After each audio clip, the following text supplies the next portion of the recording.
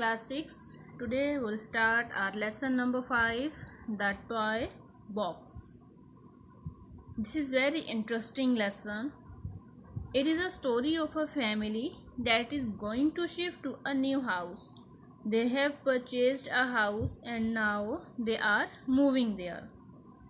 There are 4 characters in the story, as you can see in the picture also. Look here, there are 4 characters: mother, father and 2 kids. All are very much excited about their new house, but on approaching there, the boy is feeling uneasiness about their new house because it was very big house, it was very beautiful house, but it was empty from some time and nobody was living here, so it looked little bit damp and mysterious. It also needs some renovation. The story is also full of mystery. Let's see what is mystery here and how it is resolved. So let's start the lesson.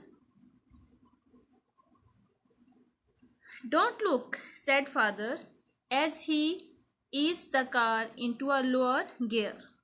He and mother were sitting in the front, Matilda and I in the back. So the boy is telling us the story and he is telling he and his sister Matilda, they were sitting on the back seat. The tires made a pleasing crunch as they passed over the gravel. Father drove steadily, trying not to scatter the stones over the well manicured lawn on either side of the narrow drive. So these lines show that they are entering their new house. There was also a garden on the both sides of the driveway. "I want you both to shut your eyes and only open them when I tell you," said father. He just wanted them to be surprised. So he is saying them to close their eyes. Although we were excited at the prospect of seeing our new house, we did as we were instructed. Mother had told us the week before that suitable accommodation had been found and that we would be moving today. Father had said little. Come to the next page.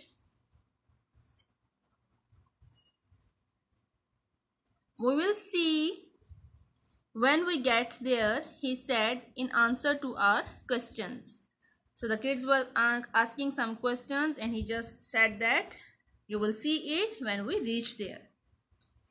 The Packers had been busy during the previous week. It had been fun living with boxes everywhere. Then suddenly our magical playground had been whisked away and we were with a few suitcases.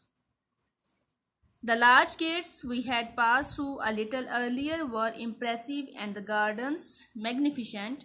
Spring blossoms were everywhere, birds twittered in the trees and bees buzzed about the flowers. But now, as we listened to the crunching gravel with our eyes shut, the suspense became intolerable. They are now reached close to their house and the children, they were much excited and they cannot bear any more suspense. "You can open your eyes," announced father at last as the car ground to a halt. Now the car is stopped and father asked them to open their eyes. "Wow, beautiful," said Matilda as we looked at the house for the first time. "Wow, scary," said I. So look here, there is a difference between the opinion and the reaction of 2 kids. The girl said it's very beautiful, but the boy felt it was scary. The rambling mansion that stood before us seemed to tower into the sky. It was immense, it was old, and to me it seemed spooky.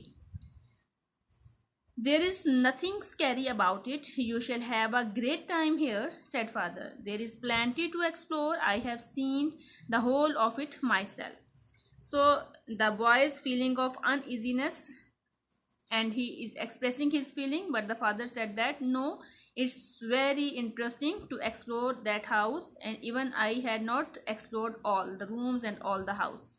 Father, mother, and Matilda went straight into the house, but I, a little less enthusiastic, followed in my own time.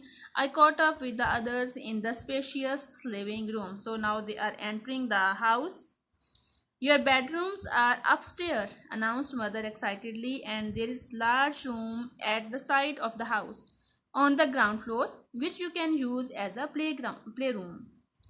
She led the way along a dark corridor and we followed. The playroom was indeed large, but it seemed cold and damp.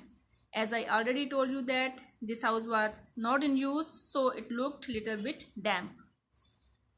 We shall have it warmed up in no time, Tom, father assured me, noticing that I had shuddered.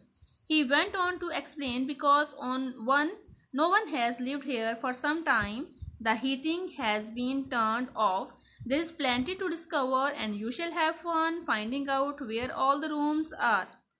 So the father noticed the reaction of the boys, so he is given to the boy, and in this paragraph we also come to know that the name of the boy is Tom, as it is mentioned here. Now look on the next paragraph. An hour later, when we had been through the house from top to bottom, up staircases and down others, and in and out of umpteen rooms, umpteen mean there are many rooms, we returned to the playroom from where they started. A large toy box had been placed against the far wall of the room, and Matilda went straight to it, unpacked some toys. She took out what she needed and then, answering a call from mother upstairs, ran off to find out why she was being summoned. I stood in silence, alone in the large room. It was then that I heard for the first time a feeble cry followed by a long moan. He just heard a cry and weeping of somebody, sound of weeping of someone. It seemed to come from the box, but this was just not possible.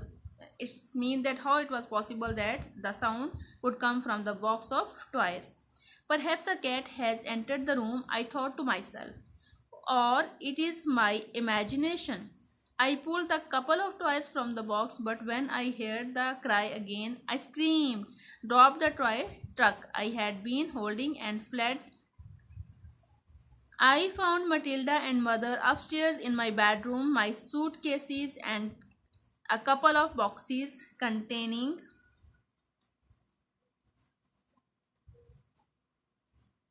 come to the next page, clothes, more toys and books were laying on the floor beside the bed. Mother was unpacking smaller case on the bed. I began to help her put away some of my clothes in the large cupboard that was standing against one wall. I paused by a window to look at the garden outside. It was bright and warm, and everything looked green and fresh. I wanted to be out there, not in this dark house with its cold, echoing room and strange sounds. You are very quiet, Tom, said mother. Is something the matter? I don't like it here, I muttered. The boy is expressing his dislike that he is not feeling good here in that house. Why ever not? Asked mother, coming over to join me by the window. It's cold and spooky, I replied, and I don't like the noises it makes. Noises? Asked mother, astonished. What noises? I heard some noises moaning coming from a toy box, I replied. Don't be silly, said mother. Come, let's go down and listen. Don't be such a scaredy cat. Matilda will come too, and I shall get dad too if you insist. We went downstairs and entered the playroom. We stood and listened. We heard nothing. The sound you heard must have come from outside, said mother. A gurgling pipe, perhaps. No, I said with some force as I backed out of the room. It was a cry, a moan, I am sure. So the boy, when he was standing near the toy box, he just heard a sound, a cry, and he was afraid, and then he ran towards his mother and sister. There, on asking his mother, he told her that he just heard some type of sound there. So mother was astonished and she asked him to come downstairs, and he just thought that the boy was just have the fear. So she asked him to come down, and they all go there. They sit for some time, but they listened nothing. But the boy was insisting that he had listened some cry, some sort of cry there. Over the next few days, we settled in. I should say the rest of the family settled in. I was far from settled. Still, the boy is not feeling easy in that new place. I heard the cries whenever I went into the playroom and I approached the toy box, and each time I heard the cries, I screamed. But when the others came running to listen, there were no sounds at all. So it was very strange that only the boys was hearing the sounds, and when others came there, they could not listen anything. But the end of the week, everyone was most annoyed with me. They came running to the room whenever I screamed. My parents didn't believe me and assumed I was making up the story to get their attention. My sister blamed me for the moodiness of my parents and said that we might lose the use of the room for our entertainment if I kept this up. Now all his family members are embarrassed by his behavior. They all thinking that he is just doing this one to just get the attention of the others, because they could not hear any type of sound there in that room. So one morning, determined not to scream, I plucked up the courage to enter the playroom. I had avoided it for 3 days, but now my mind was made up. I would get to the bottom of the mystery and not scream. The curtains in the room were drawn, so it was dark and misty in there. As I entered the room, I felt a draught of air. The windows were firmly shut, so was the front door. Wondering where the draught was coming from, I drew open the curtains. Sunlight flooded into the room, but it still felt chilly. The light, however, had given me some courage. I approached the toy box quietly and cautiously. As I drew near, I felt the breeze again, and then I stopped in my tracks. A moan floated up from the box, but I held my breath and didn't cry out. I backed silently out of the room and once in the hall hastened to find my mother.